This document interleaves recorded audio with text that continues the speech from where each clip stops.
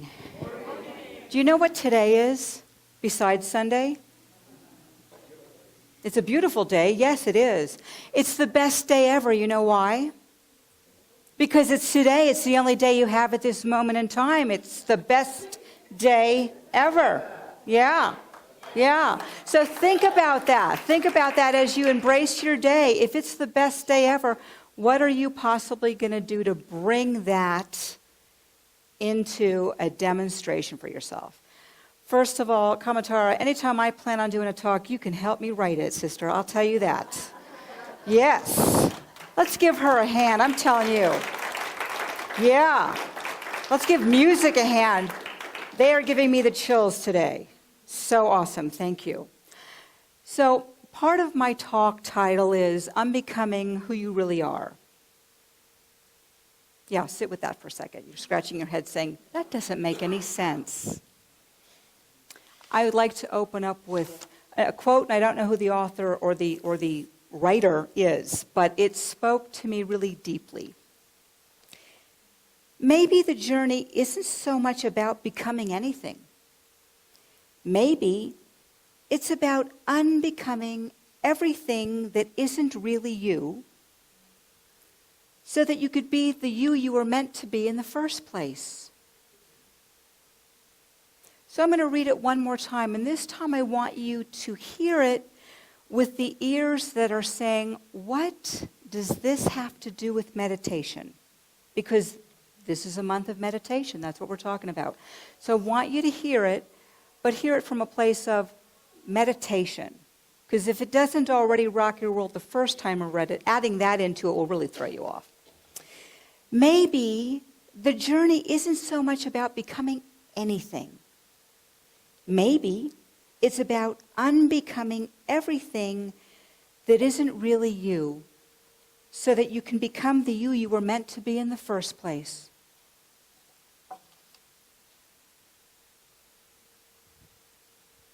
Just kind of keep that in your mind. I'm going to weave that whole energy into the talk, I promise.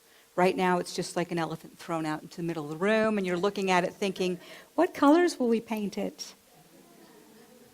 Does anybody in the room meditate besides me? Okay, we have some meditators. Okay, anyone in the room hear the word meditate and instantly have the cold sweats or panic come over them? Excellent. See, we love real. We love real. Meditation is that way. It either is something you've practiced and you have it as an experience that calls to you, or it creates that knee-jerk reaction that makes you want to flee the building. No, they're going to talk about it. Maybe they're going to make me try to do it.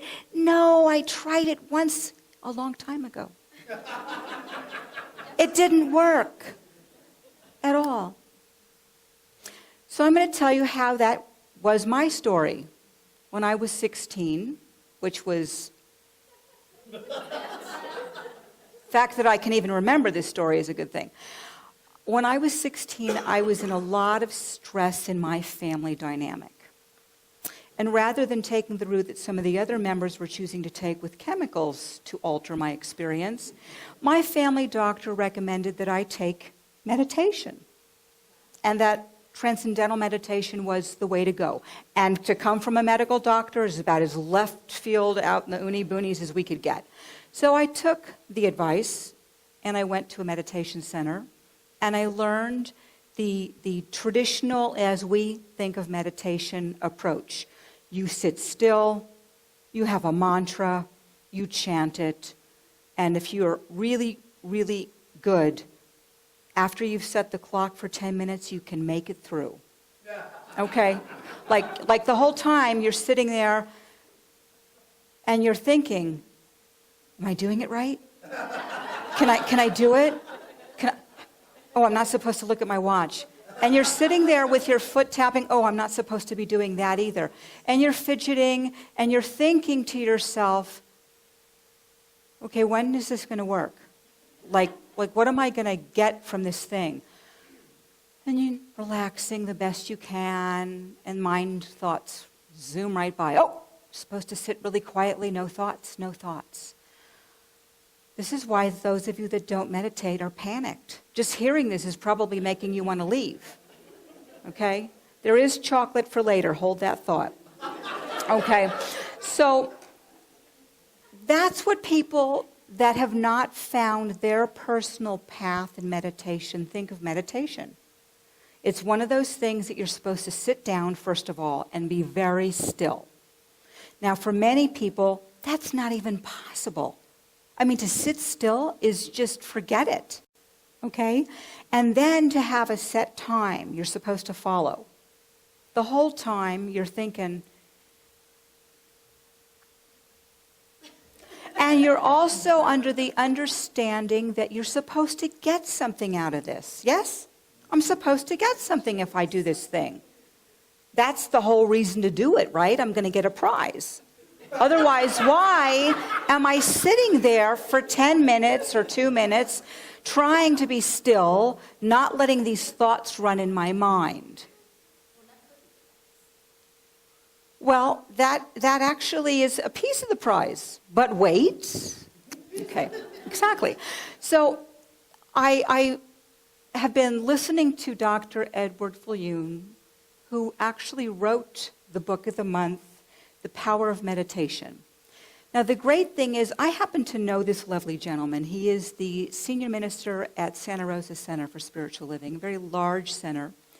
And he's a very eloquent, loving, wise man who's written many books. But as he tells the story, Penguin Publishing approached him to write a book. And he said, with his beautiful, he's from South Africa, his beautiful accent, well, if they're asking me to write a book, of course I will say yes. And then he said, what should it be about? And they said, meditation. Meditation. And he actually said that he asked them, why meditation, or more importantly, why did you pick me to write about meditation? And they said, well, we understand that's your thing. And he thought to himself, I wasn't aware that it was my thing. Okay, alrighty then. I've said yes, I'm going to write this book. So he started the book by reflecting on the myths that we all have about meditation. 1, I have to sit still. 2, I have to try my best not to have any chatter in my mind at all. And 3, I'm going to get something from it. Not the case. Many of us have tried meditation one way and found not working so well. So we had to find other ways. And I'd like to suggest to you that many of you have meditated for years and had no idea you were doing it because it didn't fit the mold of how you're supposed to meditate. Meditating is a way to open you up to listening to that which is already inside of you.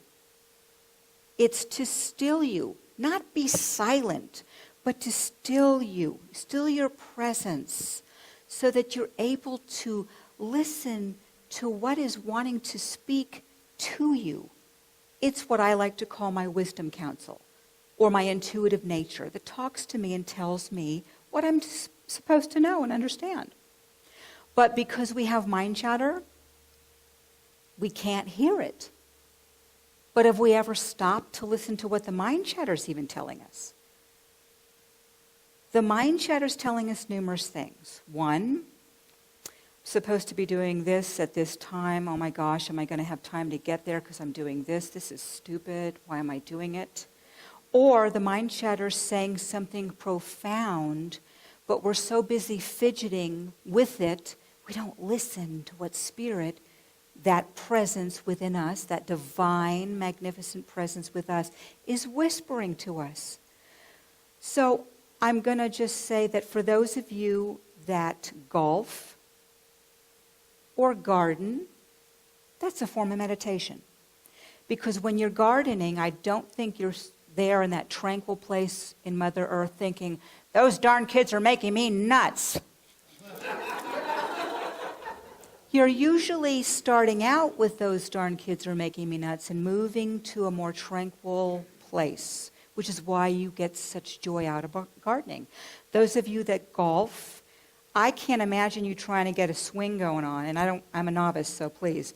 And be thinking about my wife. She says that to me one more time, and to the moon, Alice, to the moon, okay?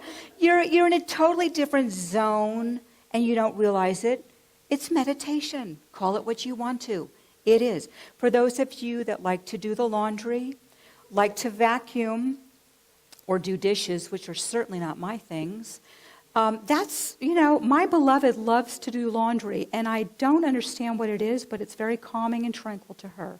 And she does laundry when there is no laundry to do.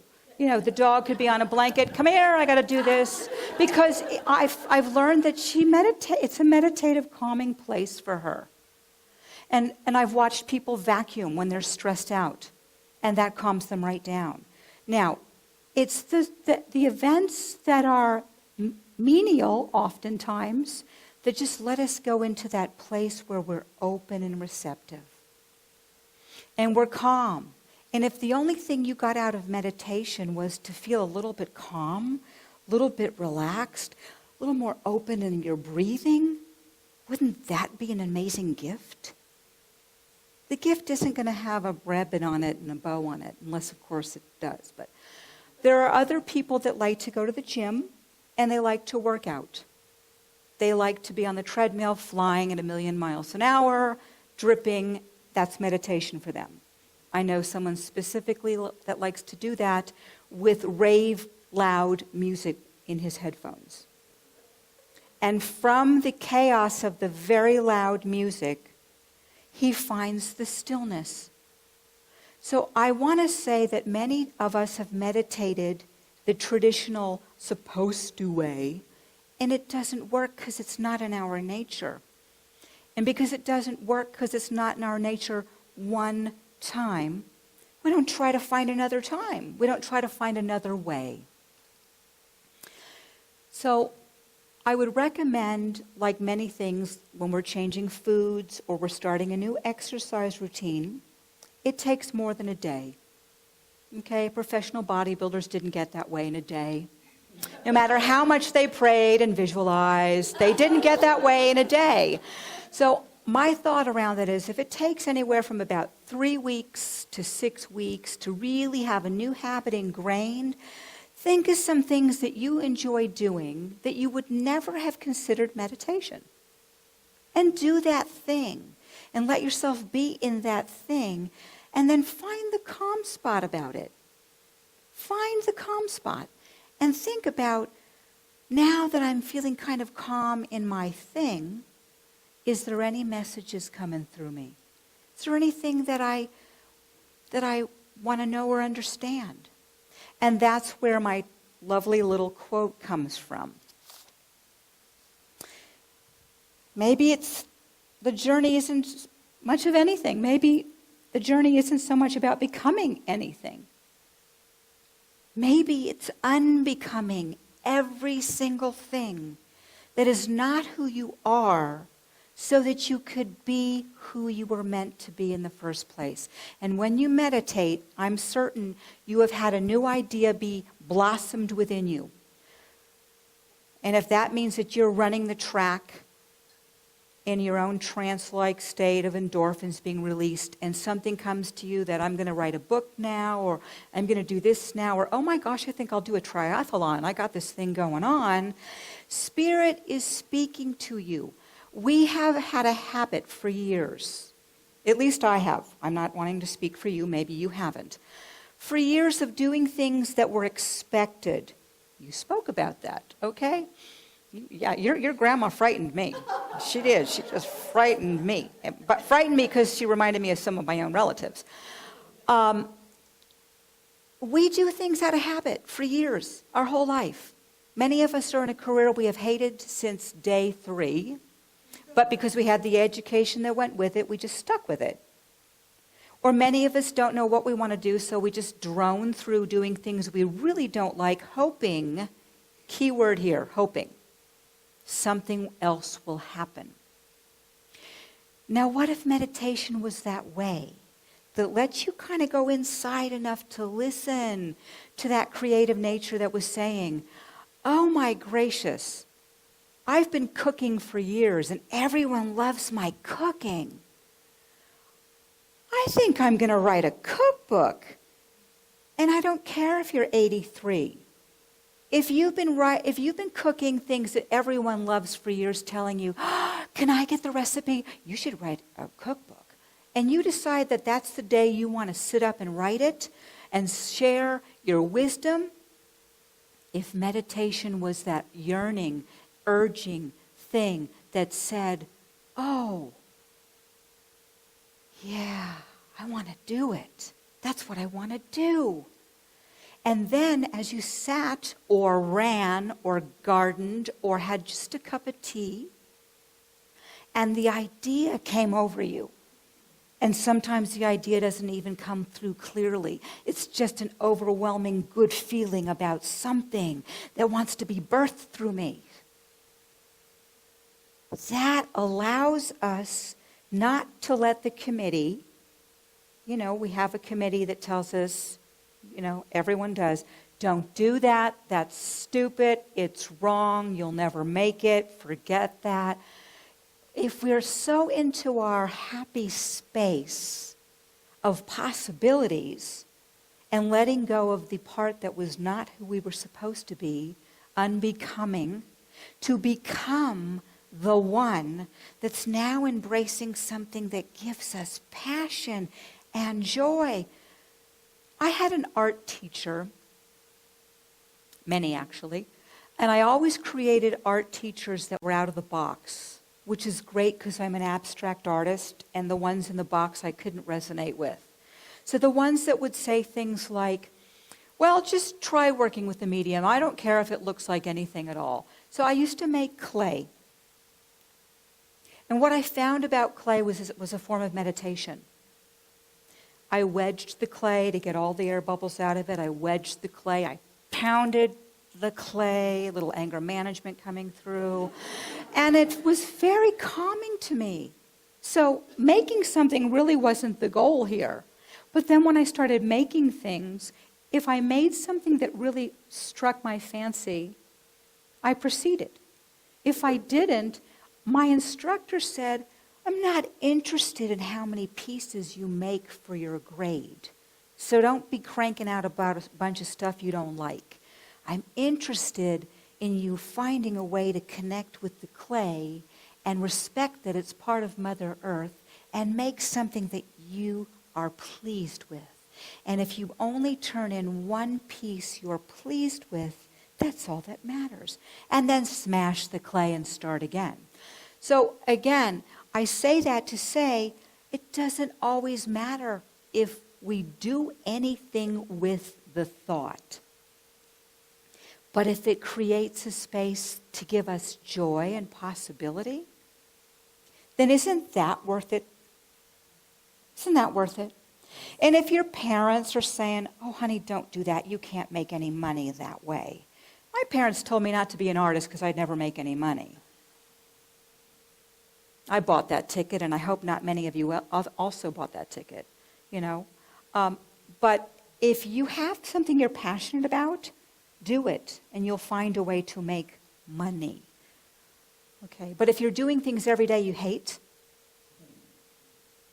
one day you're not going to want to wake up. You're going to be in your bed with the blankets over your head, thinking to yourself, why is this happening to me?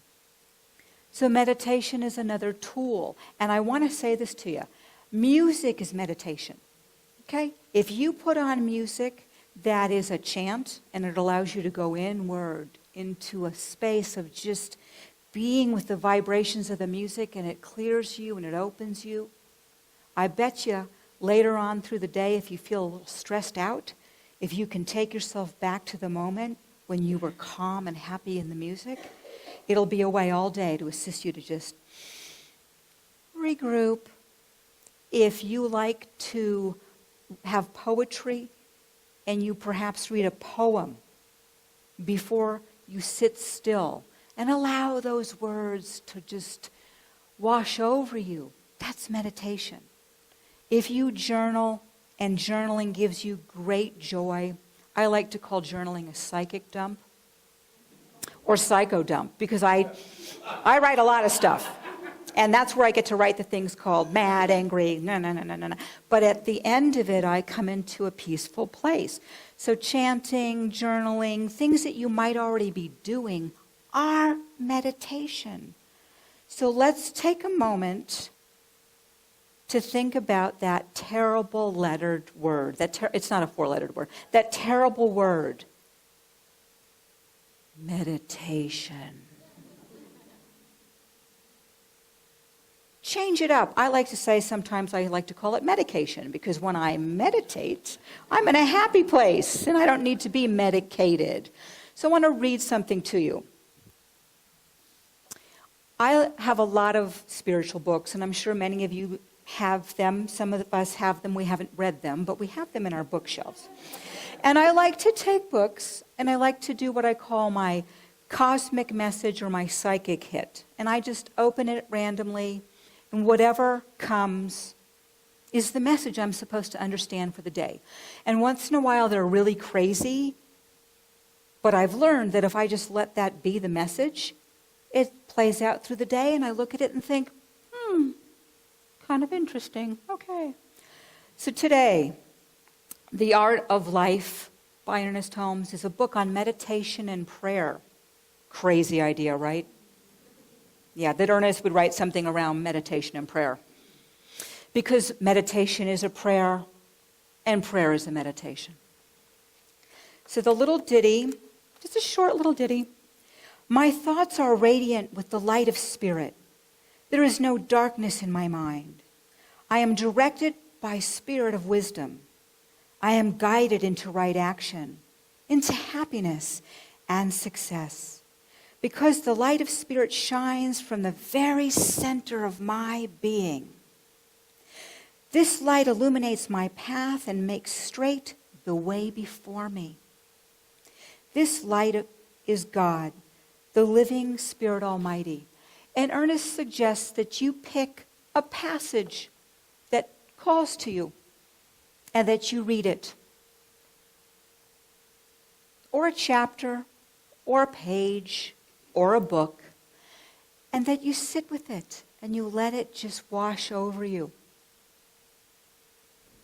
And if that triggers you into being then still, so be it. If that triggers you into engaging in an amazing project that's your meditation, I want you to just embrace meditation in different ways. And if you've done something for years and you're bored, and the thought of doing it is like, oh God, do I have to? Like eating liver for some people. Then just do this. Try something else. Try something else. Doesn't work? Move on. Just because it did work doesn't mean it will work forever and ever. And I'd also like you to remember that doing this in the beginning of your day sets the tone. I mean, you could meditate at night and do a gratitude thing for yourself at night, and that's great. In fact, I would encourage you to do that anyway. But setting the tone for your day by doing the meditation, here's what I'm going to hear. Here's what I'm already hearing in my own head. But I've worked on that. And in some of your minds. But I'm too busy. Because you know what? When I get up in the morning, I'm usually on the fly. And when I get up, whenever my time is, if I work a night shift or whatever, when I get up, usually I got things to do. I don't have time to meditate. Okay? But what if you took 10 minutes? You could gab on the phone with someone you know really, really well for more than 10 minutes without thoughts. So for 10 minutes, that you find a way, and if that's making your lunch and getting yourself dressed, to be in that space of open, calm receptivity, I'm willing to suggest strongly to you, it will affect the quality of your day. And then at night, do the same thing. And if it's not 10 minutes and it's 5, just to calm yourself so that you sleep well. Just to settle your mind. And if you don't find that the chatter that you get when you meditate, that it's not going away, perhaps there's a message in that it wants you to hear, and you're not listening to it. Stop and listen to the message that your mind chatter wants you to understand, except for the part that says we don't have time for this. Don't listen to that part, because you do have time. Meditation is also about self-love. Okay? If you don't have 10 minutes for yourself, really? Really, you're not worth 10 minutes to yourself? What if 10 minutes for you allowed you to do your duties as a spouse, as a grandparent, as a single person, and have more calmness and clarity, so that as you went out into the day, and again, I come from California, lots of traffic. Could you imagine if I'm meditated up, aka medicated up? When I get in the car, I'm calm. And as people cut me off, I'm still pretty okay, as opposed to wanting to now see if I can play bumper cars with them. So I'm just recommending it as a new way to approach that wonderful word that we have issues with. Meditate, play golf, drink tea, bake, build a model airplane. It's all ways that you can embrace your own stillness. It is, and you're worth it. Aren't you? Yeah? Okay. So just remember, if you don't think that you're worth it, as Grandma and Dad had recommended that you weren't, in this teaching, we don't believe that. In this teaching, we do believe that we can change our own thoughts, so that the thoughts that are negative, little monkey mind in our head, we can put them aside. And just stop ourselves enough to say, no, that's not the truth. That's not the truth. So take a moment, if you will, to go inward with me.